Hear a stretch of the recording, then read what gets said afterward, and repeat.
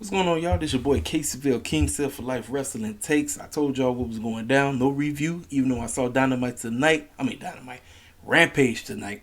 And first three matches was great, but Tony Khan, please quit the feud with Matt Hardy and OC. I'm tired of it. Most fans are tired of it. It's like beating a dead horse. This feud is going nowhere. And you had Matt Hardy beat him? No.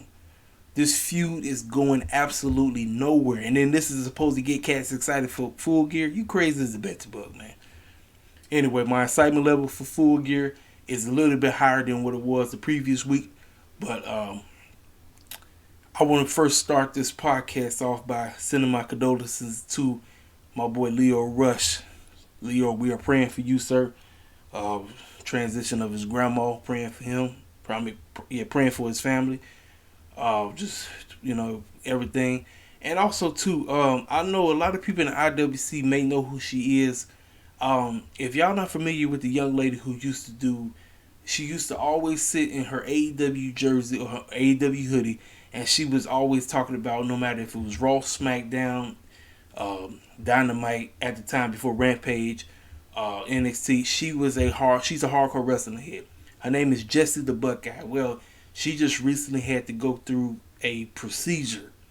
I'm not going to go into details on that. You can check her Twitter page out at Jessie the Buckeye on all that. She's recovering right now, but just send your prayers out to her that she has a speedy recovery for the situation that she's going through right now. So just a salute, Jessie. We keeping you in prayer. We praying for you, girl. Just hang in there. You know what I'm saying? Like I said, I hate to see that she's going through like that, but it is what it is. Next, I want to take the time to give a serious shout out to my boys over at Midwest Marks. That's Eli. That's Mr. Kiki Alex. And none other than the tea spiller himself, Mr. Mack, a.k.a. I'm going to cuss you out in a second. Listen, that's my boy. Mack something else. But anyway, man, congratulations to Mack. He got his own little, I think it's called the Tea Spiller Report or something. It's kind of reminding me like how Sean Ross Sapp or Brian Alvarez or Andrew from Madman Wrestling, or all these cats to be always breaking news stories of what's going on in the IWC. Well, salute to my man, Mr. Mack. I'm telling you, sir. I've been telling you, keep grinding, sir. Keep doing your thing. Hey, man, y'all on y'all way. I love they got the merch. Their podcast is blowing up. I mean, I can't be more proud, man. Keep doing your thing. All right. Before I talk about this prediction of Full Gear, for AEW Full Gear, I wanted to give my take on Tony Khan's conference call for Full Gear. It was a young lady, I think her name was Ellie. She asked a question about, is AEW doing an all-women's event? And Tony Khan kind of shuttered her down. And the way how he answered her in a very, like I'm not really finna answer this right now, and but look what we're doing and all that. And I'm like, look, I get what Tony Khan was trying to say, because I know a lot of people are so caught up in this, well, look what WWE did and they had Evolution and all that stuff. Listen, we don't want Tony Khan to just be doing a bunch of pandering for political reasons like WWE does 24/7. Because that's all WWE has become. WWE has become nothing but a PR/political wrestling and television show. It's not really wrestling because they call themselves sports entertainment over there. But if I was Tony Khan, I would have told her, I said, that's a very good question. And I say, due to right now, that is not on the radar. However, what we're doing everything in our power to get the women up to where they need to be. And who knows, in the future, that might be on the radar. So all I'm going to tell you to do, keep watching. Keep tuning in. Because you ain't seen nothing yet when it comes to the women. I would have answered it like that because it would have been like in a respectful manner. Well, apparently Tony Khan did reach out to her, and I believe he apologized the way how he did, because she said me and him talked and we cleared up everything. So kudos to Tony, because I know he probably felt bogus for how he did it. But you know how everybody in the IWC always take everything everybody say, especially Tony Khan. Listen, Tony Khan can't win for losing. Because so many people in the IWC hate AEW. They want AEW to fail. They praying for the death of AEW. They praying that Vince McMahon end up buying AEW, which we know dang well that's not going to happen. But people want the downfall of AEW so bad. I'm like, y'all, AEW is just growing. They just getting started. I tell y'all every day what AEW need to do is don't cater to the hardcores anymore, because we going to keep watching. Yes, I mean, when I say cater to the hardcores, I mean, don't just always focus on us. Focus on getting the cats that don't really watch wrestling. Like, I'm telling you, the casuals. Because the casuals is the big money. It's in the casuals. Then I told you about the other demographics, like I said, the women. Just what I just spoke on. Get the girls to up to part of where they need to be, which is exactly what they're doing. Keep doing what you're doing. Ladies in the back, you keep working on your craft. You keep getting better in the ring. You keep getting better on the mic. I'm telling you, we got something. And then I told you what I've been telling you for the longest. Keep doing what you're doing, but continue to get us to where we need to be. And that's exactly what they're doing with a Dante Martin. They're doing that with a Ricky Starks. They're doing that with a Will Hobbs. I'm telling you, there's Lee Moriarty cat. I'm telling you that Jay Cargill, Red Velvet. You see the progression. It's coming. It's coming. I'm telling you, I don't want us to become a political stunt over in AEW, just like what goes on over in WWE, where you got so many cats to be buck dancing for the E 24/7. They buck dance for the E when they know dang well Vince McMahon hate their guts. I try to tell them all the time. I don't want Tony Khan to do the same thing over in AEW, but I do want him to continue to get us right, though. I don't want us to become a political thing. I don't. I really don't. Because when that happens, I'll call Tony Khan out on this bull crap. You know what I mean? But anyway, let's go ahead and break down this card. This is a 10-match card, pretty decent looking card. Y'all know me, I'm not too keen on 50 million tag team matches, but it looks like we got quite a few tag team matches on this show. Let's go ahead and break down the pre-show. The pre-show is Nyla Rose, Jamie Hayter versus Akira Shida and Thunder Rosa. I really don't know who's gonna win this match. Be honest with you. Shida been on the road, Thunder been on the road. I'm just gonna take a wild guess. I guess Nyla and Jamie Hayter wins this. You know. Next we got Pac and Cody Rhodes versus Malachi Black and Andrade Idolo. This is easy. Malachi Black and Andrade is winning this easy. Why? Cody don't need no more wins. Pac just ended up beating the brakes off who he beat. Oh, he just won. He just beat FTR. So that was his little victory right there. So, and that was on Dynamite. But Cody Rhodes don't need no more wins. So I'm going with Malachi Black and Andrade Idolo to win this match. Next, the next multi-man match, Falls Count Anywhere 6-man tag team match. Christian Cage and Jurassic Express versus Adam Cole and the Young Bucks, aka the Super Click. Now, I've been back and forth on this match. Jurassic Express, every time they on pay-per-view, they lose all the time. Jurassic Express lose every time they on a pay-per-view. I'd be like, man, when are they going to get a victory? Then switch over. Adam Cole is making his AEW pay-per-view match debut. Adam Cole don't need to be taking no L's. So, do you give this to Jurassic Express by having one of the Young Bucks get pinned? This way you can protect Adam Cole? Or do you have Adam Cole and them go over? This is what I'm going with, y'all.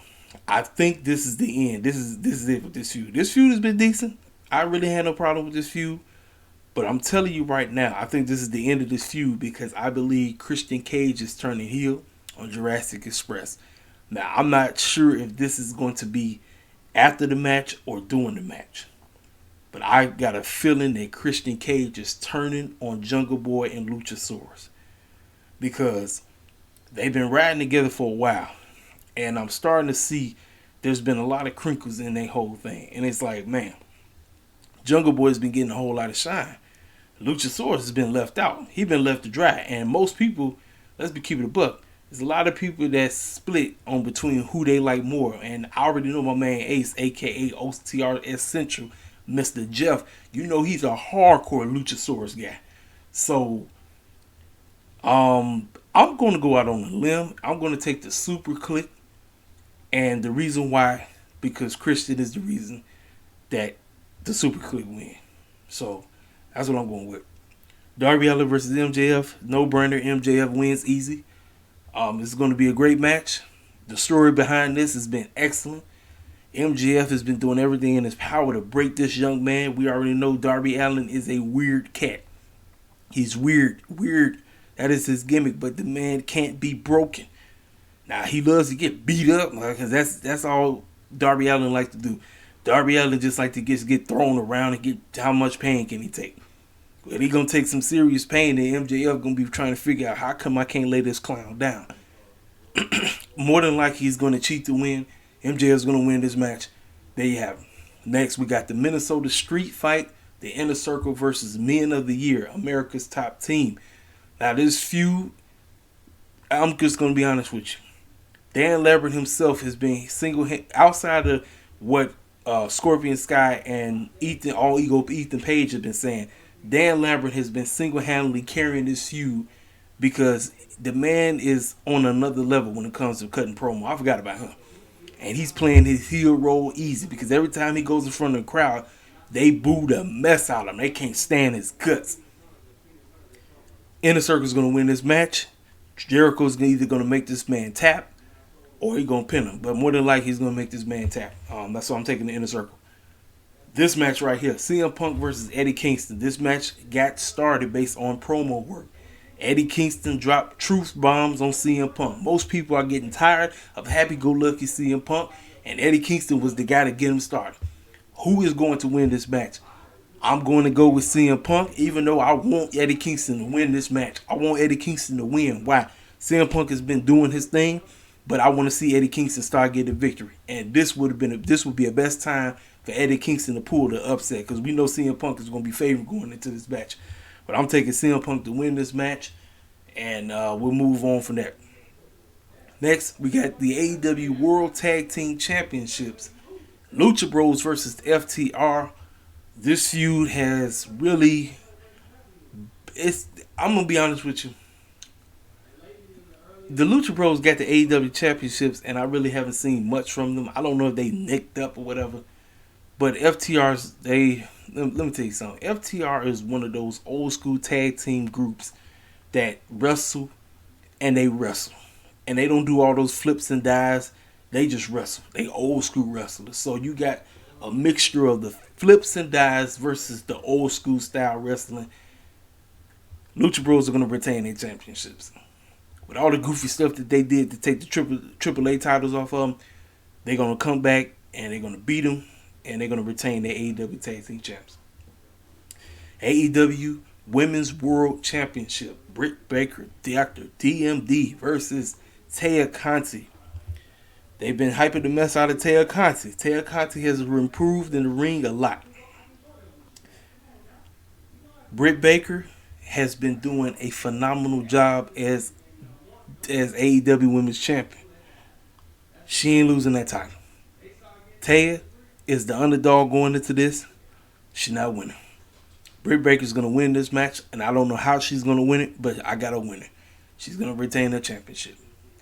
Next, we got the AEW World Championship Eliminator Finals. Bryan Danielson versus Miro. This match is going to slap. This was a replacement match because it was supposed to be Moxley outside of the situation that happened with him. How he went into rehab. Miro got thrown in, and he fit like a glove. Miro has been outstanding with his gimmick. And y'all knew me, I'm a faith man myself, but Miro has been running away with this gimmick to the core. He's been running away. I can't be mad at it. Him and Bryan Danielson about to knock it up. They about to go at it. Miro's going to win. Now, I believe CJ Perry makes an AEW debut. Because the Miro been talking about his hot wife and my God this and my wife that. She makes her debut, and I believe that's going to be the reason why Bryan Danielson loses the match. She makes her AEW debut in this match right here. And then the main reason why I am excited for Full Gear. One match alone single-handedly got me hooked for this pay-per-view. It is the AEW World Heavyweight Championship. Kenny Omega versus Hangman Adam Page. 2 years ago, I didn't know who Hangman was. I just said, who is this Red Dead Redemption gimmick looking clown that went against Chris Jericho? 2 years later, this boy over like it ain't nothing. Former teacher turned into pro wrestler. The storyline that's been going on with this young man for 2 years. Mainly the storyline with him and Kenny Omega has been a year long. But overall, his his hunt to win the AEW World Heavyweight Championship. We heard from two clowns that's a part of the wrestling world. Uh, Bully Ray and Hurricane talking about this needs to continue on. Kenny Omega needs to retain the title. You sound like a complete fool. You know dang well if Heyman don't win that championship, all heck is going to break loose at Full Gear. It's not even a question. Don't listen to bozos like that. Kenny Omega is not winning that. He's not retaining his championship. Heyman Adam Page is about to become your new AEW World Heavyweight Champion, and I can't wait to see this pop. I can't wait, ladies and gentlemen. I'm ready. I can't wait. This is my prediction video. Dynamite this week was decent. Rampage was decent. I think Dynamite was a little bit better than Rampage outside of the main event on Rampage. Even with Heyman showing up, that match is already hyped up itself. They didn't even have to add no more to it, but they had Heyman show up on Rampage tonight, talking with the Bucks and all that stuff. And you notice how he bumped heads with Adam Cole, because they tell you somewhere down the line it will be Adam Cole versus Heyman Page. Adam versus Adam. They letting you know what's coming. Listen, I'm just ready to see that man win the championship. That's all that matters. At the end of the day, I'm ready. I'm ready for him to get the 1, 2, 3. And they had Don the Clown show up, dressed up like a cameraman. His goofy behind. This is it. Kenny Thanos' reign comes to a close at Full Gear tomorrow night. You done heard it here, right here from Casey for Air Wrestling Takes. Hit the freaking comment section up. Tell me how you feel, how you think the show is going to be. Give me your predictions in the comments. This is your boy Casey for Air. You will hear me again tomorrow night after the show. I will give you my honest review about the show, how I felt about it. This will be my first review in a long time. So get ready. This is your boy Casey for Air, King Self for Life. I'm gone, y'all.